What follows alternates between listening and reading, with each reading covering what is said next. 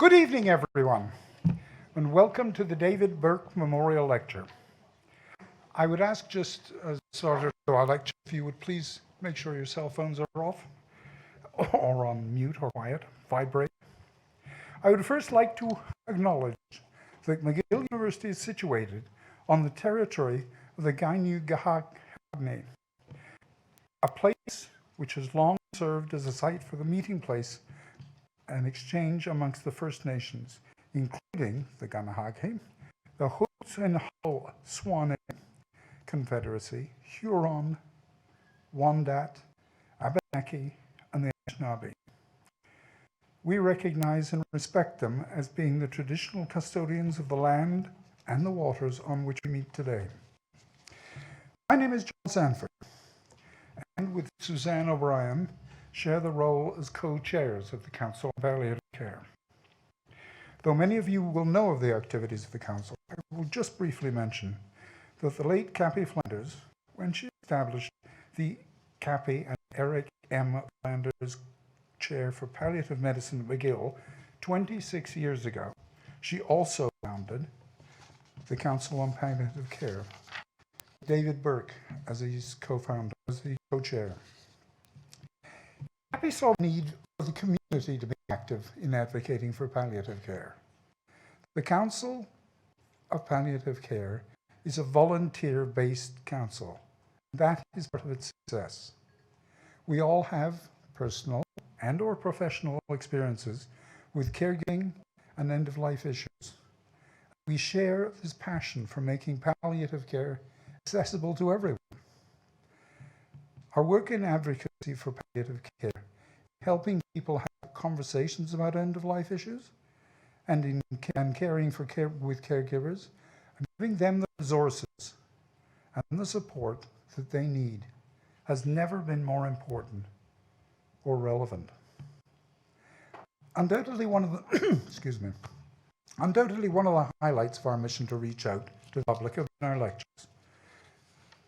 We have been extraordinarily fortunate to attract some of the most world-renowned speakers, the like of Dame Cecily Saunders, for example.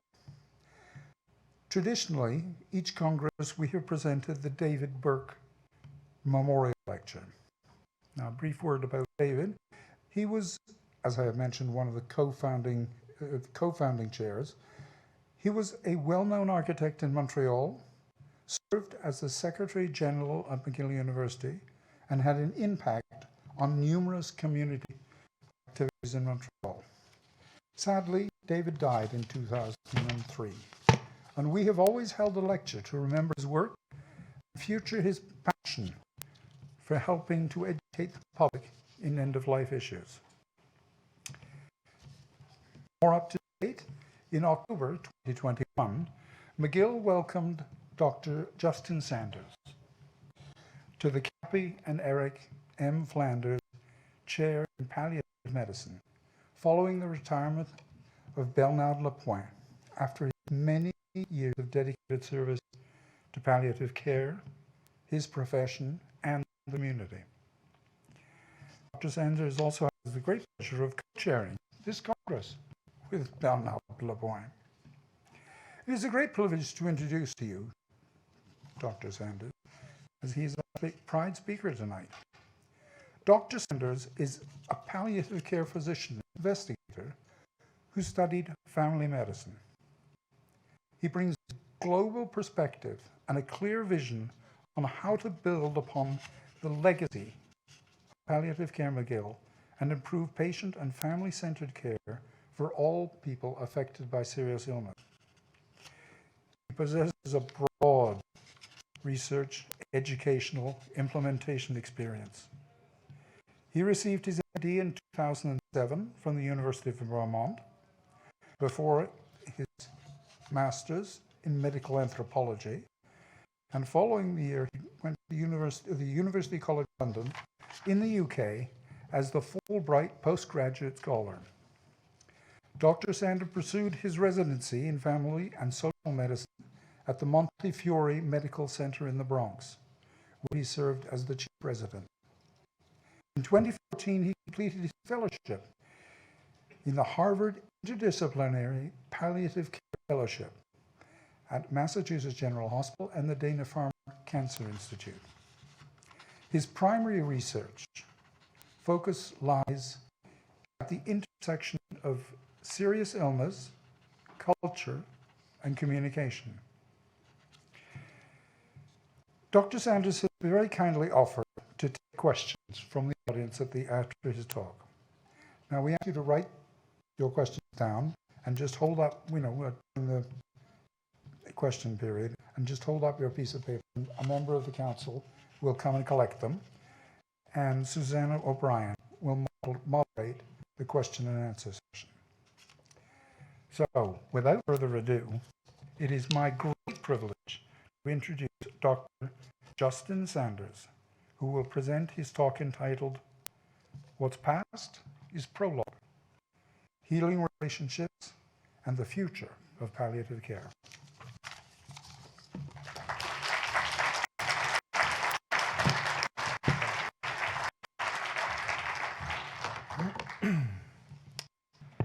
Thank you so much, John. Thank you, Suzanne, members of the McGill Council on Palliative Care, for the opportunity to speak tonight and for the kind introduction. I feel honored and humbled to speak at the same lectern as so many visionaries in our field, including those who I've been fortunate to have as mentors over the years. There are many others to whom I feel so much gratitude for the opportunity to be here with you this evening in this capacity, whose ideas and teaching have shaped mine. And yet, when I wrote them down, I realized this was not an award ceremony, so I should probably not do that. But I am grateful for the opportunity to wear a suit and a tie in front of other people. And I would like to thank my wife, Caroline, for so many things, not least for coming to listen to me tonight, and to our children, Cecily and Willem, for enjoying our absence. Tonight, I would like to share with you a vision for the future of palliative care, indeed for the future of medicine. I begin with the phrase, what's past is prologue, whose common usage suggests that history sets the context for the present, that the past might or should determine our future.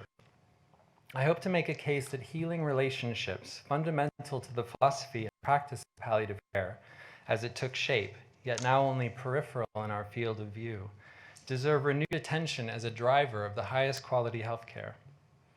Healing relationships are not only of quintessential importance to those who are affected by serious illness, patients, caregivers, but they're also key to the sustainability of our healthcare systems and those who work in them. The urgency of these relationships has never been greater as we face both an aging population, a related rise in the incidence of serious illnesses, and the greatest workforce crisis in the history of medicine. What's past is prologue is a line from Shakespeare's The Tempest. The Tempest is a story of a magician, Prospero, the deposed Duke of Naples, who's lived on an island in the Mediterranean with his daughter Miranda and a slave, Caliban. Prospero uses magic to conjure a storm that shipwrecks the King of Naples, Prospero's brother Antonio, Sebastian, the king's brother, and Ferdinand, the king's son. Thinking that Ferdinand is dead, Antonio engages Sebastian in a plot to murder the sleeping king and usurp the throne. Whoop. There we go. There we go. And by that destiny, Antonio says, to perform an act thereof, what's past is prologue, what to come in yours and my discharge. To me, the Tempest provides a compelling reference and metaphor in this moment, because while we continue to feel its tailwinds, we have also passed through a great storm of a once-in-a-century pandemic, hopefully, been deposited together in a new and unfamiliar place, one in which past and present injustices have revealed themselves in greater clarity. We have, for example, been forced to confront a history of racial injustice and its impact on the lives, well-being of those whom our systems continue to marginalize. The metaphor of a storm also seems apt for the experience of serious illness, in which one is unmoored, tossed about, uncertain of what will come and when. The prologue is what typically sets the scene for a play, so what's past as prologue can be interpreted more specifically in The Tempest to mean that what has already happened merely sets the stage for the important things to come, and for Antonio, the thing upon which his and Sebastian's greatness will depend. In full, these words give prelude to agency, what to come in yours and my discharge. I believe that this agency is ours, and that a clear view of the past will give direction to our future action. Because this is a talk about the past and future of palliative care, and because palliative care concerns itself with those affected by serious illness, I'm going to be speaking today about two constructs that are of central importance to those people: suffering and healing. To skip to the punchline, I will make the case that a focus on suffering alone will never orient us sufficiently to our best and highest use in palliative care and medicine broadly, nor to the greatest needs of people affected by serious illness. To make this case, I would like to start by telling you a brief history of palliative care, about its lead characters and central themes. This history surfaces the dual importance of suffering and healing in the development of palliative care. But before I get to that, I'm going to tell you about the event that gave me a start in this work, because this is what led me to being here with you this evening.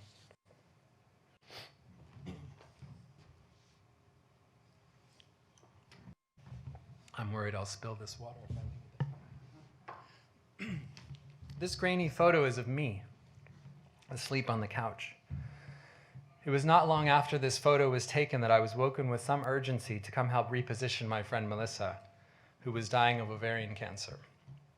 Melissa was in fact my best and oldest friend. I think we were 4 in this photo. We were 21 when she died. It was a Saturday morning. I had been told that she would die on Tuesday, when I was across the country at university in Pennsylvania. I didn't think I'd have the chance to say goodbye. I sat on my apartment steps in the autumn sun on a day very much like today.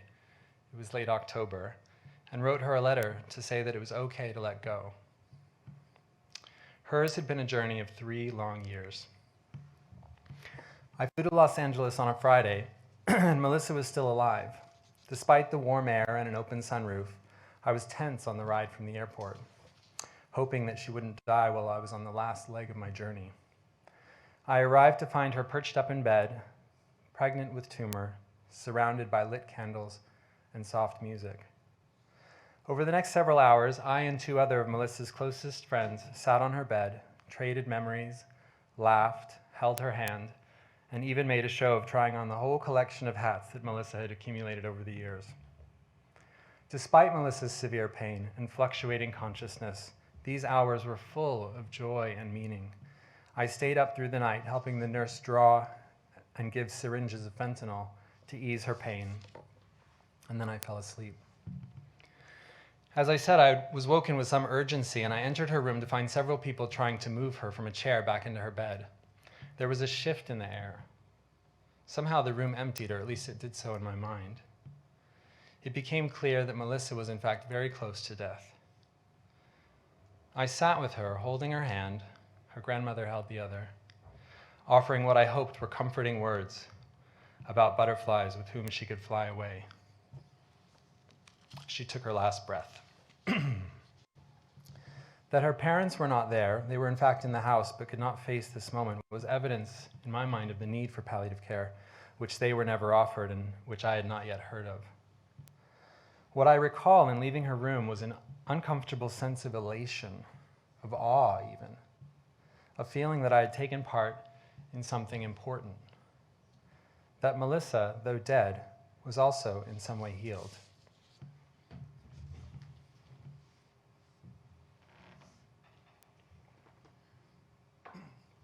The history of palliative care begins with this remarkable woman, Cicely Saunders, later Dame Cicely. She trained as a nurse as part of a patriotic response to World War II, then as an almoner, what we think of now as a social worker, and then, remarkably for the time, as a physician. She was struck in her earliest work by the needs of the dying and our inattention to and inexpertise in caring for them. In each of the early stages of her career, she drew insights that would shape her aspirations and vision for a place in which those who were dying could find the best care. She would write of her early experiences caring for people with cancer. We really had nothing to offer but ourselves and meticulous nursing, and so that really made me realize how important relationships are in any medical sphere. Through her care of the dying in various institutions across London, Dame Cicely would come to articulate one of the fundamental constructs in palliative care: total pain. In an article from 1964, she described the experience of a patient for whom she cared at St. Joseph's Hospice in Hackney in East London, who said, "Well, doctor, the pain began in my back, but now it seems to me that all of me is wrong." She would use this phrase to capture the multidimensional nature of suffering, the physical symptoms, mental distress, social problems, and emotional torment that characterized for so many the experience of dying. That the experience of pain of one sort is compounded and reinforced by other forms of distress may seem obvious to some in this audience, but at the time, and to many, this was actually a source of some controversy. In contrast to the pain from a surgery whose meaning was clear and whose end could be anticipated, the pain of end-stage cancer was one that seemed open-ended in its length and severity. A situation, she would write, in which you're absolutely held. Total pain is an important construct, not just because it offered a more sophisticated lens through which to view the experience of serious illness, but also because of what it meant for how we care for people near the end of life. It necessitated a multidisciplinary approach, literally embodied by Dame Cicely herself. Cicely's my daughter. In which we could only and best attend to multiple dimensions of suffering using a collaborative model of care involving physicians, nurses, social workers, pharmacists, chaplains, and volunteers. And to what did Dame Cicely look for evidence of the relief of pain? Vital signs in a ward specializing in the control of terminal pain, she would write, include the hand steady enough to draw, the mind alert enough to write poems and play cards, and above all, the spirit to enjoy family visits and spend the last weekends at home. In the early 1970s, a urologic surgeon at McGill University named Balfour Mount, later the inaugural Flanders Chair of Palliative Care, found that he too was struck by the importance and possibilities of caring for those who were dying. In his encyclopedic memoir, 10,000 Crossroads, published last year, he described a packed and mesmerizing 1972 lecture at McGill by Dr. Elizabeth Kubler-Ross, a Swiss-American psychiatrist working in Chicago, in which she described her work learning from the dying about their experiences. Not long after, he was asked to chair an adult education meeting at his church on death and dying. They read an anonymously written piece entitled "Death in the First Person," in which a student nurse wrote, "I am dying. I write this to you who are and will become nurses, in the hope that by sharing my feelings with you, you may someday be better able to help those who share my experience." This person went on to describe the coldness with which they received care in the hospital, and then wrote that the dying person is not yet seen as a person, and thus cannot be communicated with as such. He is a symbol of what every human fears, and what we each know, at least academically, that we too must someday face. The writer continued, "I know you feel insecure, don't know what to say, don't know what to do, but please believe me, if you care, you can't go wrong. Just admit that you care. This is really what we're searching for. All I want to know is that there will be someone to hold my hand when I need it." If only we could be honest, both admit our fears, touch one another. If you really care, would you lose so much of your valuable professionalism if you even cried with me, just person to person? Then it might not even be so hard to die in a hospital with friends close by. Dr. Mount, or Bal as he is known to friends and colleagues, wrote that this piece would set the tone for countless teaching sessions in the years to follow. Bal would soon travel to London to learn from Dr. Saunders and to begin what would become a long and consequential friendship. Returning to Montreal, he set about laying the groundwork for a hospital-based hospice service to care for the dying. It was through his search for a name that could appeal to the francophone of Quebec, for whom the term hospice brought to mind, as he wrote, neglect and the warehouse-style nursing home shabbiness of Les Hospices in France, that he landed on the term palliative care. Palliate, a word derived from the Latin pallium, or cloak, had over the centuries evolved from a connotation of concealment to one of mitigation, to make less severe. With another palliative care physician, Michael Kearney, Dr. Mount would articulate some of the most important ideas about healing and its importance in palliative care. Their thoughts on healing emerged in part from their thinking about the importance of spirituality, which the Oxford English Dictionary defines as relating to or affecting the human spirit as opposed to material or physical things, or having a relationship based on a profound level of mental or emotional communion. Healing, they would write, is a relational process involving movement towards an experience of integrity and wholeness, which may be facilitated by a caregiver's interventions, but is dependent on an innate potential within the patient. A relational process, an experience of integrity and wholeness, an innate potential. This relational aspect of healing was evident in a story he tells of a patient, Joyce, a woman in her early 40s with advanced abdominal cancer, whose profound distress in the face of massive fecal incontinence led her to cry out for euthanasia. Dr. Kearney led her in a guided meditation.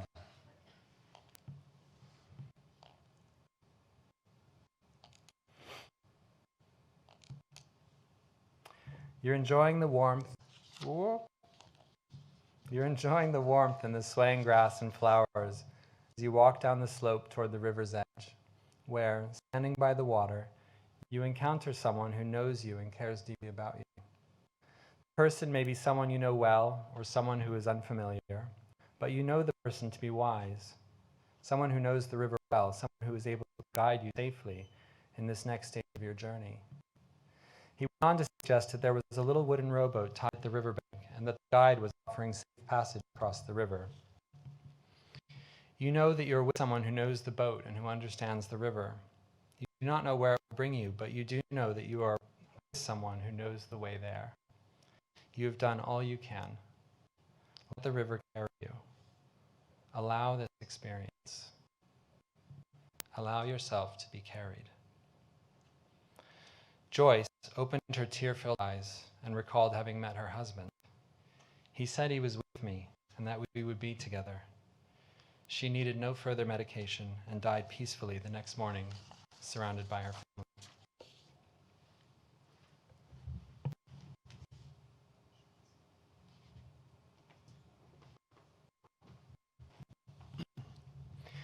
If Dame Cicely brought attention and sophistication to our understanding of the nature of suffering at and near the end of life, I believe that Dr. Mount brought greater attention to the phenomenon and possibility of healing. That is to say, if total pain was the first radical idea at the heart of palliative care, then the second was the idea that healing is possible through the course of serious illness and even up until and beyond death itself. Paradox, Dr. Mount wrote in his memoir. At the end of life, in a setting of crippling decline, it is possible to encounter healing and a new experience of wholeness. It is possible to die healed. The potential for healing through competent care, coupled with the healing potential of an I-now relationship, the bonding that occurs when we are present to self and each other at the deepest level, continues to astonish me. Palliative care, he continues, is the presence of practice. The practice of presence. I knew I was going to do that. Palliative care is the practice of presence. In the 54 years since the opening of the palliative care unit at the Royal Victoria Hospital in Montreal, we have witnessed the dissemination and the professionalization of palliative care. While it continues to be misunderstood by many, community members and clinicians alike, an ever-expanding evidence base describes the benefits of palliative care and the models by which it can be delivered.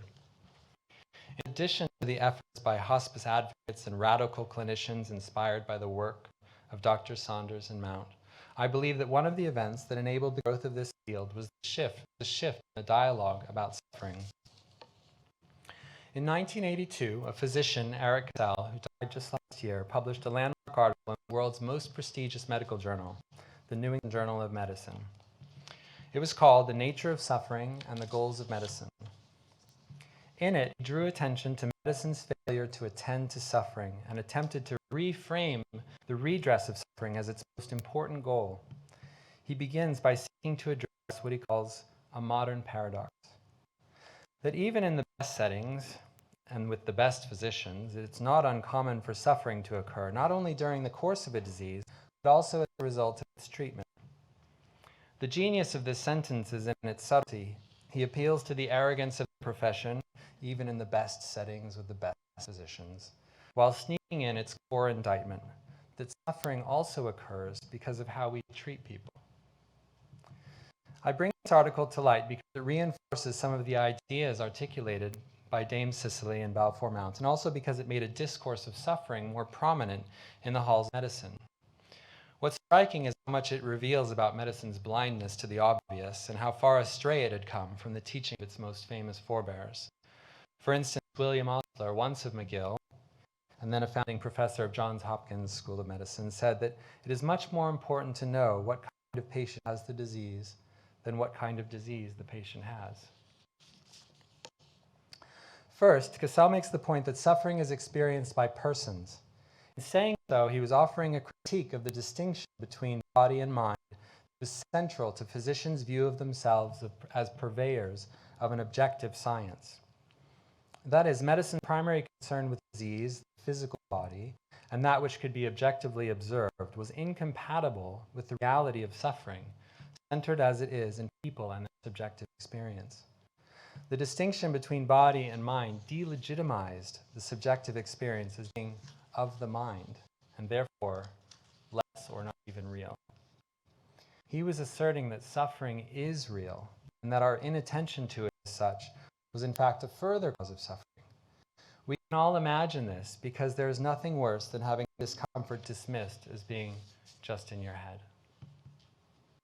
Second, Cassell linked suffering to a sense of impending destruction and suggested that it continues until either a threat of disintegration is past or until the integrity of the person can be restored in some other manner.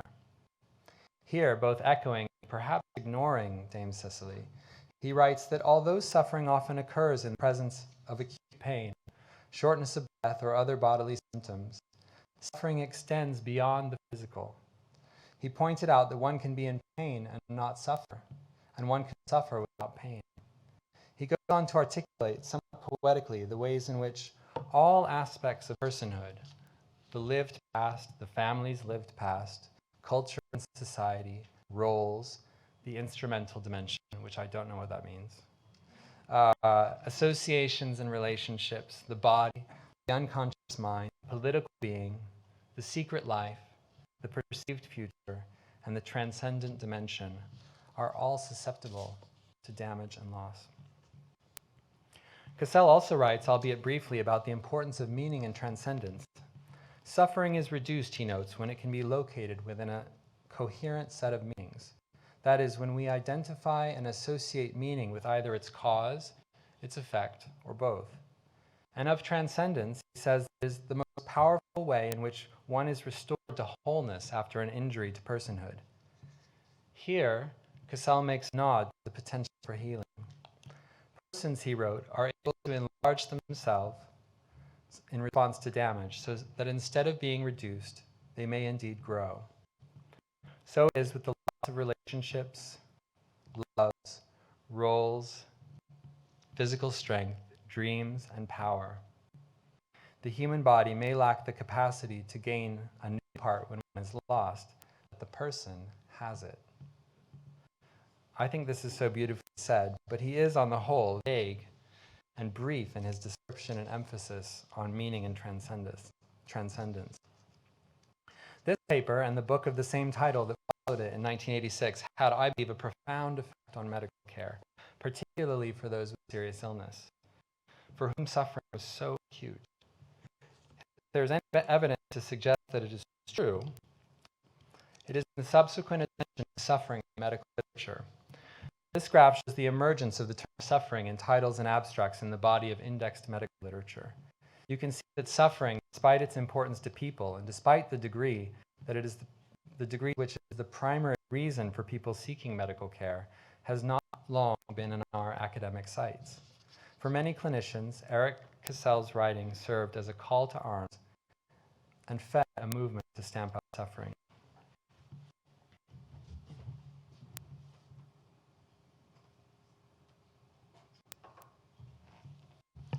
In a concurrent development to heightened attention to suffering, and perhaps to some degree because of it, palliative care started to gain legitimacy as an academic discipline. To be sure, Cicely Saunders, Balfour Mount, and their colleagues understood the importance of applying rigorous scientific methods to understanding not only the needs of the seriously ill and dying, but also the impact of their interventions on people's lives. They developed tools to support the expert assessment of suffering and therapeutic protocols to alleviate it. And this was evident in the explosion of literature on the topic. The first paper mentioning palliative care was in 1976, one of 4 that year. Balfour Mount was an author on all of them. By contrast, 2021 saw the publication of 4,275 papers on palliative care.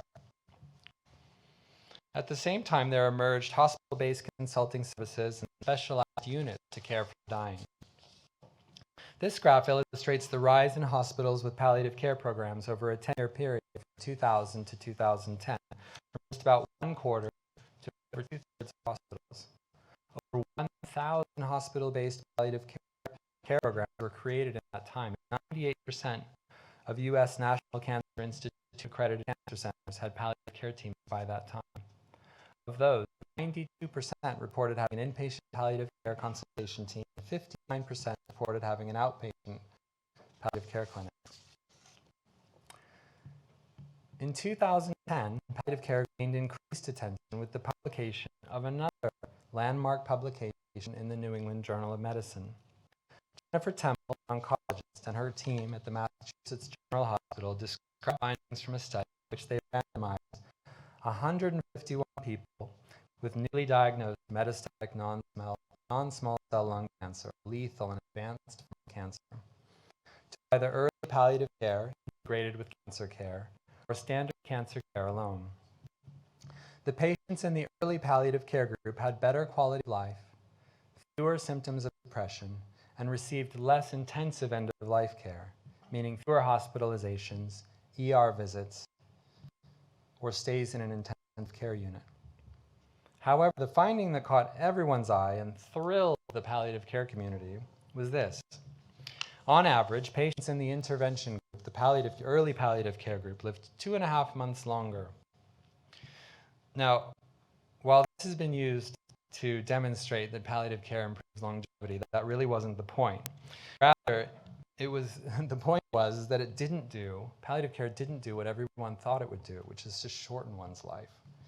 In many ways, this paper represented a seminal endorsement of the expertise that palliative care clinicians had cultivated in the care of people affected by serious illness, and showed how it could be applied earlier than just the end of life, and with clear benefit.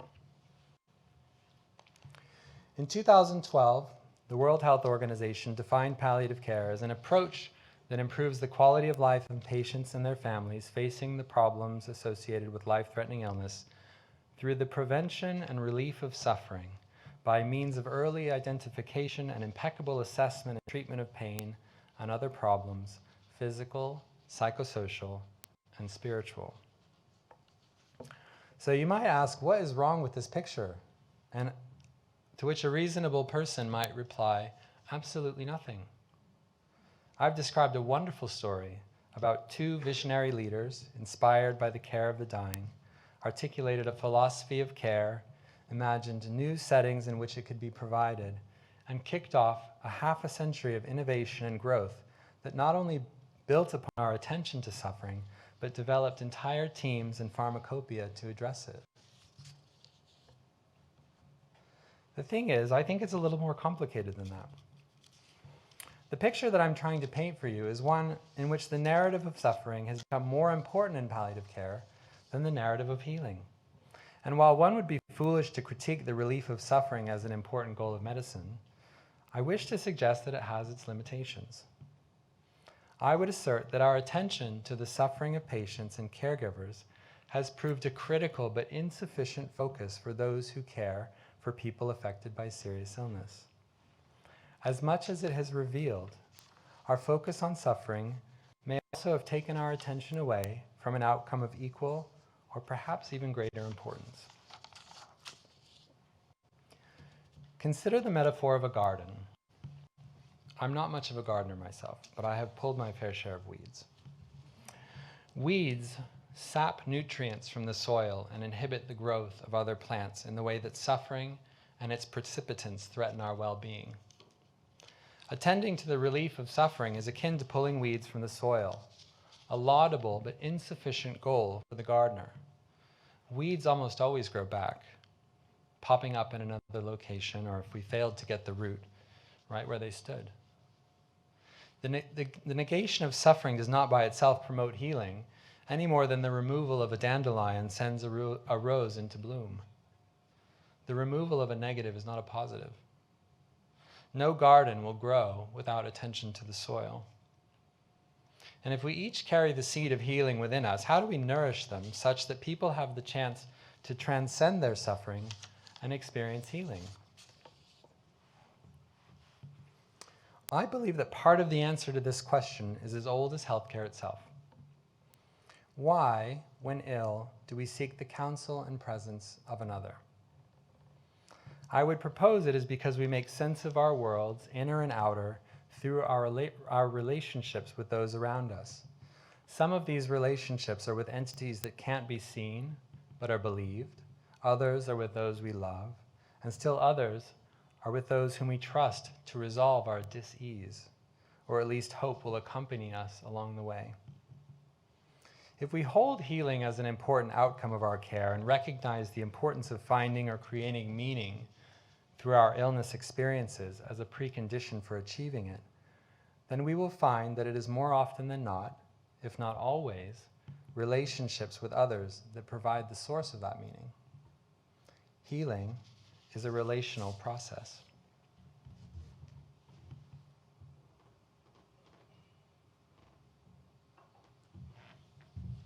Cicely Saunders wrote that you matter, and you matter till the end. Mattering, too, occurs in the context of a relationship. You matter to me, I matter to you.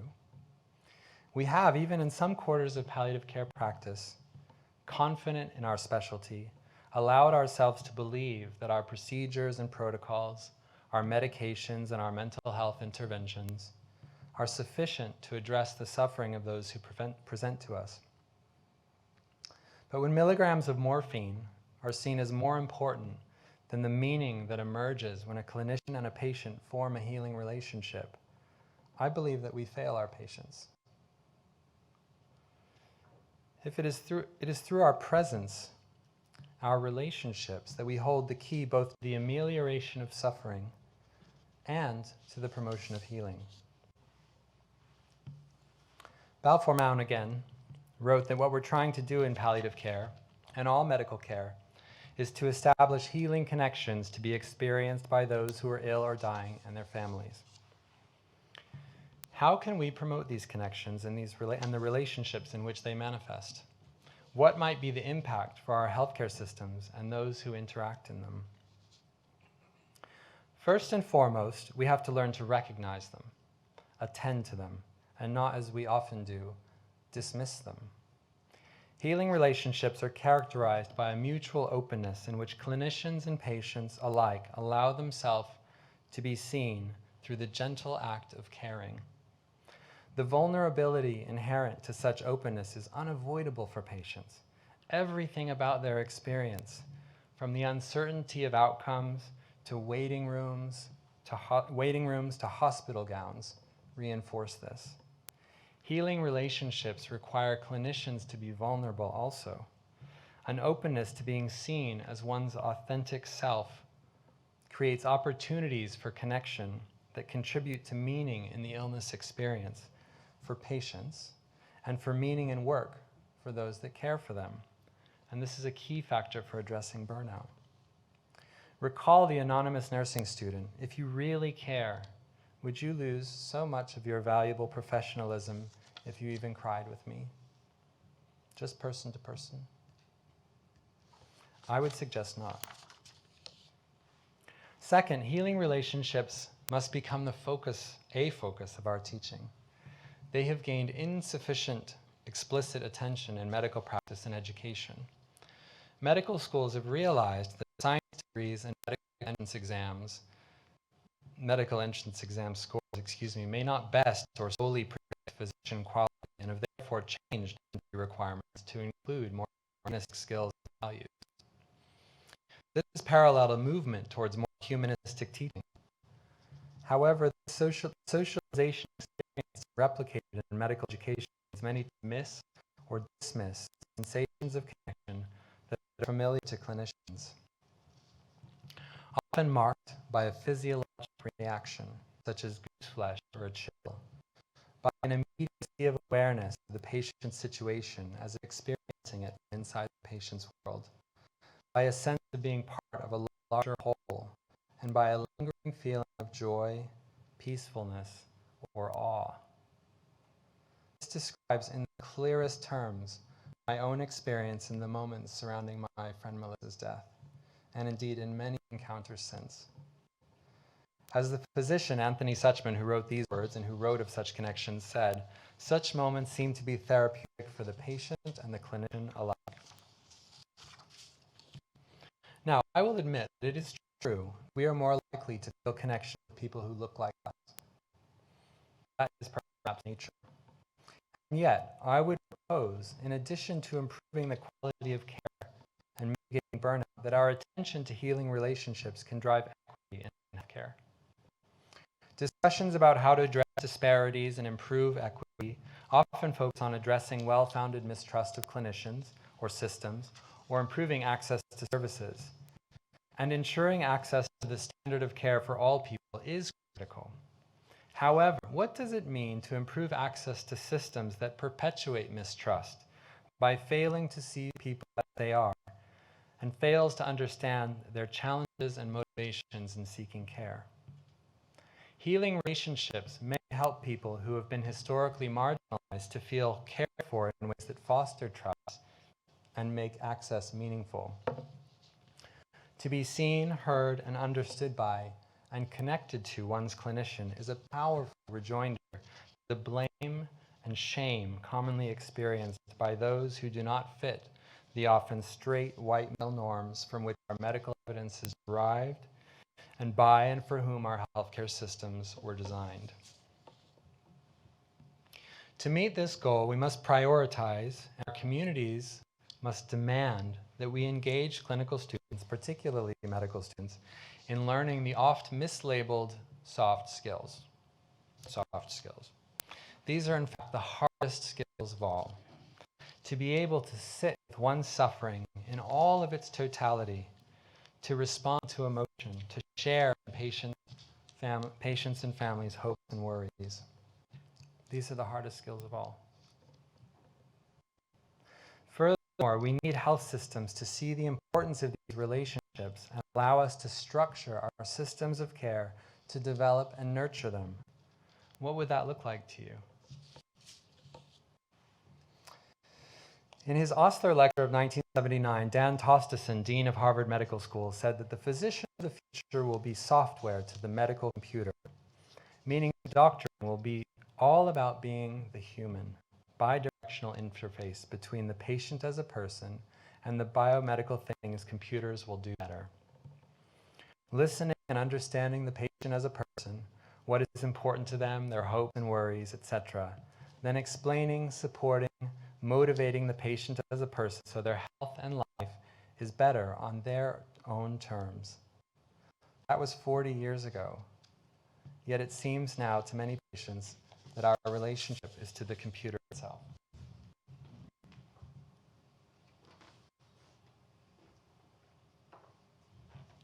I would like to believe that our attention to healing and to the relationships that promote it both mitigate suffering and minimize the fear with which people approach the end of life.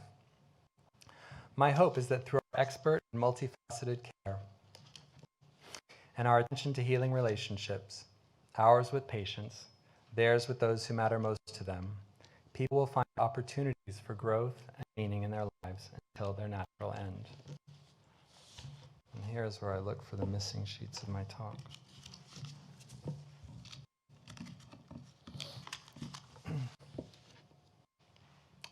Before she died, 3 weeks ago today, I asked a patient, Jeannie Boulanger, if I could write about her.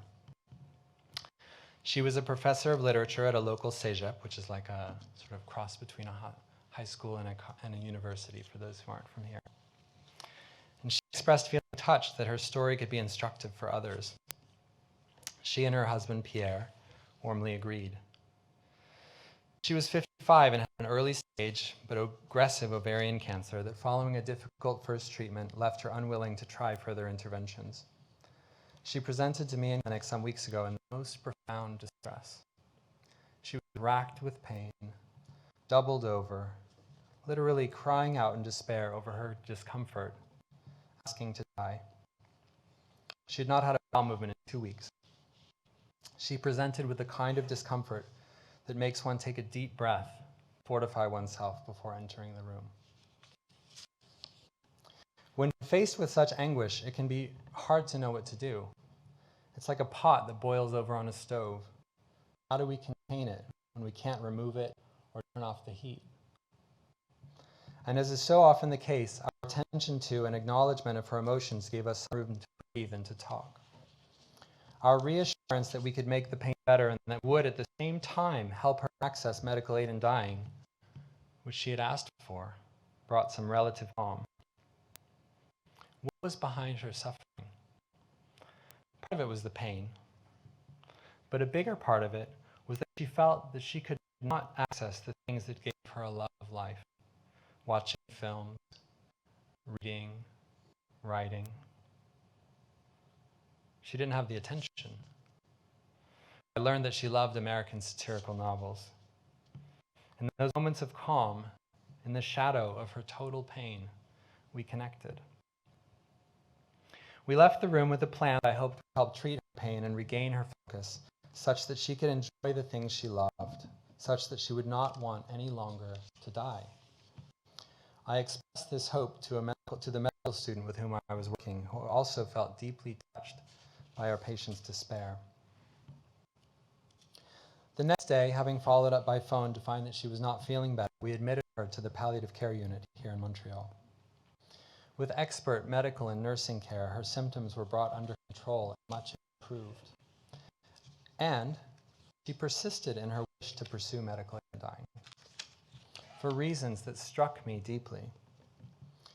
She told the team that she worried about recovering her ability to do some of the things that she loved, because then she would be faced with the prospect of losing them again. It reminded me obliquely of the expression that it is better to have loved and lost than never to have loved at all. And yet for her, to love something and lose it twice felt unbearable. I had the privilege of caring for her again in the hospital the following week. We discussed literature and the insights it gave us into suffering. She talked about Dostoevsky's Notes in the Underground, and I shared with her similarities in Virginia Woolf's On Being Ill. I couldn't help but feel these moments were precious to both of us. She returned home at the weekend on a pass. She felt it was the greatest gift to be able to do so in advance of her scheduled appointment for medical aid in dying the following week. When I saw her on the day that she died, I went to say goodbye and to ask for permission to share her story. She recounted that her trip home had been difficult, that she'd lost her ability to walk. This gave her confidence in her decision. She expressed peace with it. Bless her partner who accepted this decision with grace despite the pain of losing her. As I left the room, aware of the palpable surreality of the moment, I inadvertently compounded it by saying something that would later cause me a brief moment of shame. See you soon. Why do I share this story? Some might say that it undermines my premise that connection reduces suffering and promotes healing. It's certainly true that I hoped that Professor Boulanger could, through our care, access again the things that she loved, those vital signs to which Dame Cicely referred, such that she would want to continue to live. This was unexpectedly for me confounded by her overriding desire not to lose them for a second time. I tell this story because it provided yet another example of the power of connection and relationships in our work. We were in each other's presence 3 times. and yet each meant a great deal to both of us. The opening to that relationship was our ability to sit with and engage her profound suffering. That we heard her suffering and endeavored to understand it was, I would assert, healing. In medicine broadly, and even in palliative care, we too often dismiss these connections despite the meaning that we draw from them. Our attention to and ability to form these connections enable us to do our best work, even when the outcome is not what we would expect or hope for. Thank you.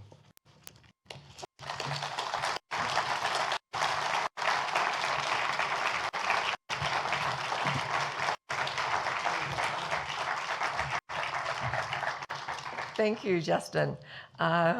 You were also circulated with little pieces of paper and pencil. If anyone has a question, a comment that they wish to pass to someone in the aisle, we'll collect them and have a little conversation with Justin for a few minutes.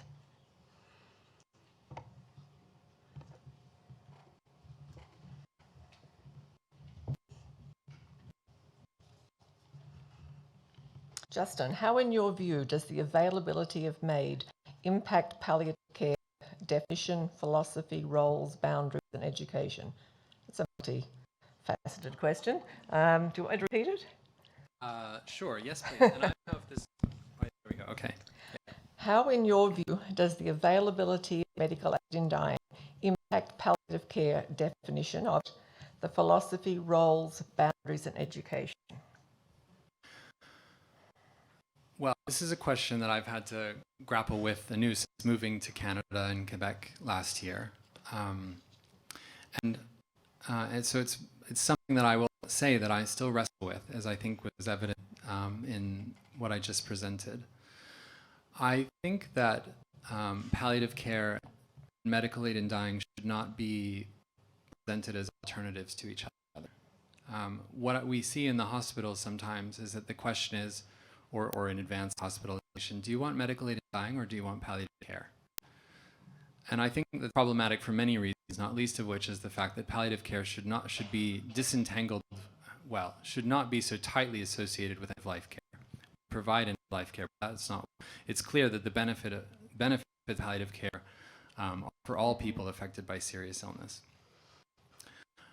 I also think that we should be working closely with people who provide medical aid in dying to ensure that the people who are asking for it are receiving the very best possible care to alleviate their suffering.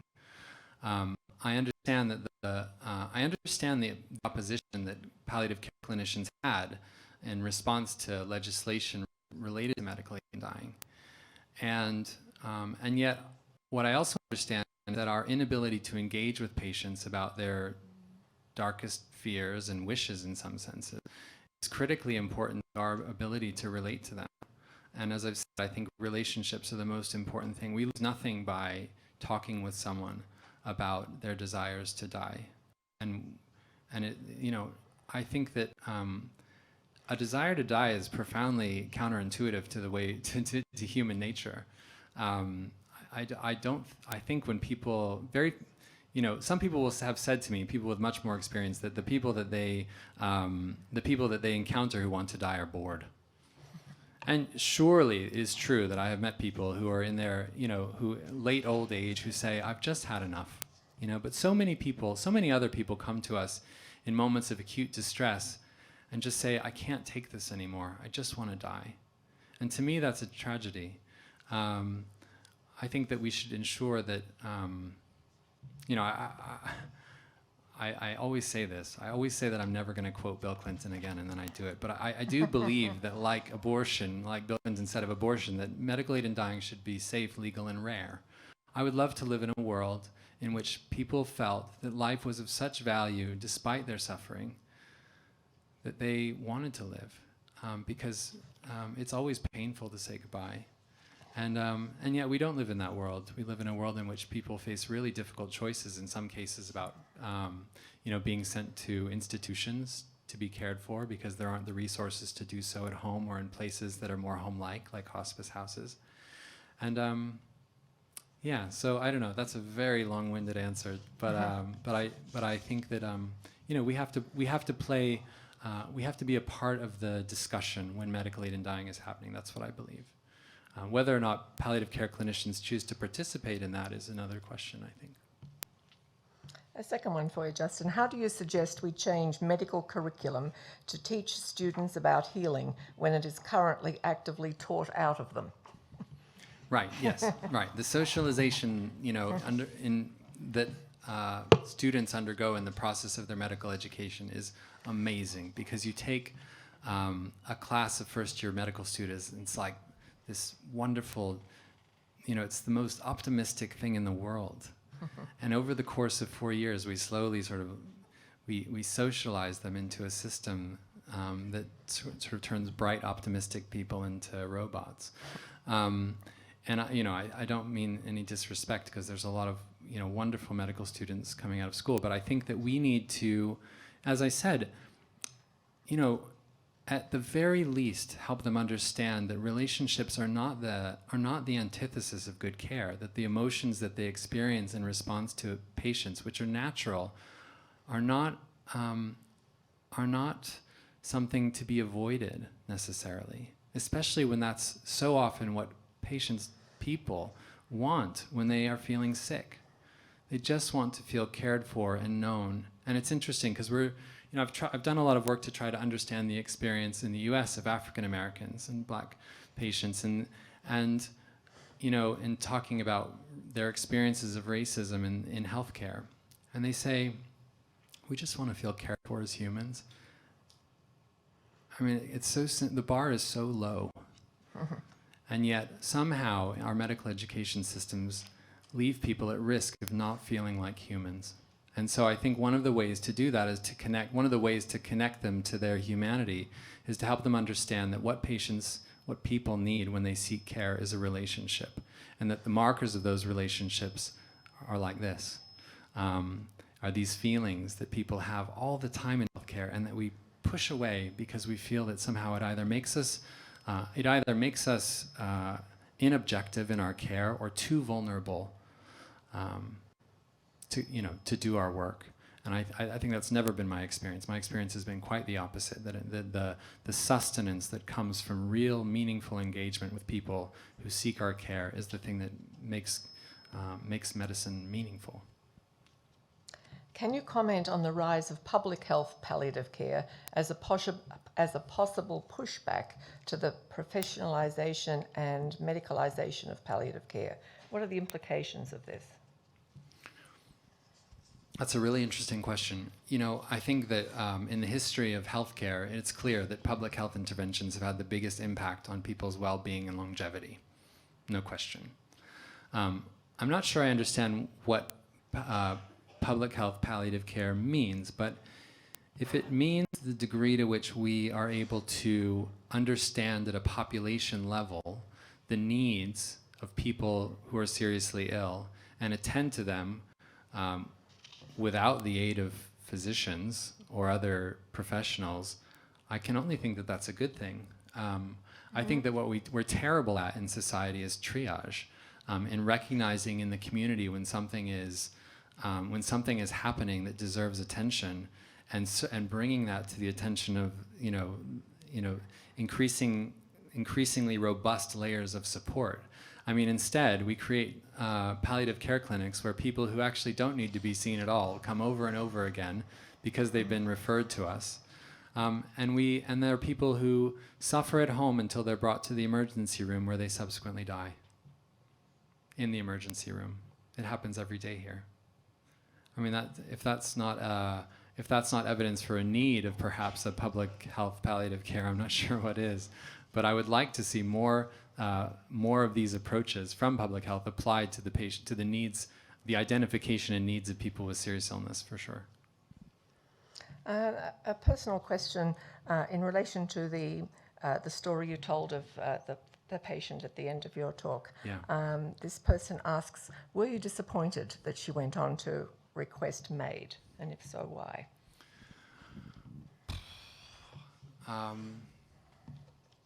I remember saying to the medical student with whom I was working, I really believe that if we could just control her suffering and get her back a little bit to doing some of the things not all of them even, but some of the things that she enjoyed, that maybe she won't want to die.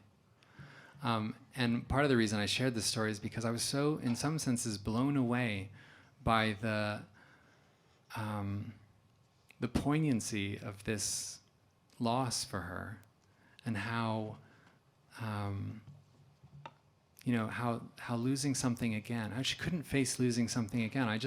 To me, it's still something I'm sitting with. I don't know if I would say I was disappointed. I was so, I was so grateful, as I am to so many of the patients too. And I didn't say that, but I think that, I feel so grateful to this person for giving me the opportunity to relate to her in the way that we did, and in some ways to teach me about, the experience of medical aid and, what it means to want to die. I mean, I don't think this is something I think we're all still learning. Even people who have done this, who've been in Canada and providing medical aid in dying, I think we're all still learning about what it means to do this. And so any person that complicates it for us, I mean, there are people that will say, absolutely not, never, or it should, everybody should have it, and and feel uncomplicated about it. I think it's complicated, and I think that's okay.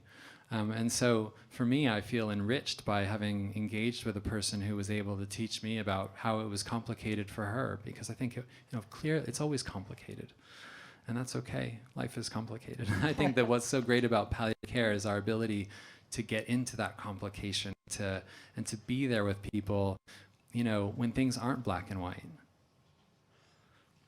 You talked about the palliative care being the practice of presence, and you also talked about healthcare being in a work crisis. We all work in resource-constrained settings. I think no one does the practice of presence better than volunteers. How do you see the role of community and volunteers in being more embedded in systems of support for patients and families? Well, first I will say I completely agree. I mean, a volunteer is like one of the most important things in terms of that presence. I mean, I guess I would say, I think this is interesting to be in Montreal, for me at McGill, which is really the place where many of the ideas about palliative care were articulated and put into practice. I think that it's wrong that the only aspect of palliative care that the healthcare system supports is physician care. I think it's maybe that's okay for other fields, but it's not okay for us, because that's not what we were not designed to be a field that was just provided by physicians, and we will always fail if that's the case. And yet, much of the palliative care, nursing, volunteer work, or elsewhere, is funded by charity in our community, and thank goodness we have it. It's a blessing to have that, but it shouldn't be the way that we fund a system of multidisciplinary, interprofessional palliative care, and that's inclusive of putting it on private philanthropists to train and support the availability of volunteers. So I couldn't say more about the benefits of volunteers. We need them back in our hospitals after this, difficult 2.5 years. And I just hope we can find a more sustainable way of paying for them and other members of the interprofessional team to be part of the palliative care that we provide and where we provide it. Thank you. Any other questions that didn't come forward, or I'm going to bring the evening to a close and let you all go home.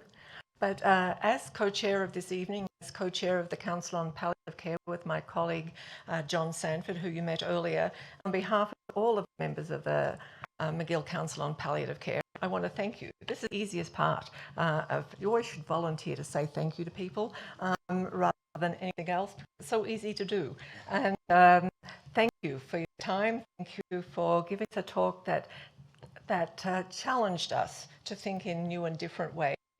I love the concept of healing, and I look forward to ongoing work the whole Council does with you as the new Flanders Chair, and pay tribute to Bernard Lapointe, who is still on the Council as a volunteer, as we all are.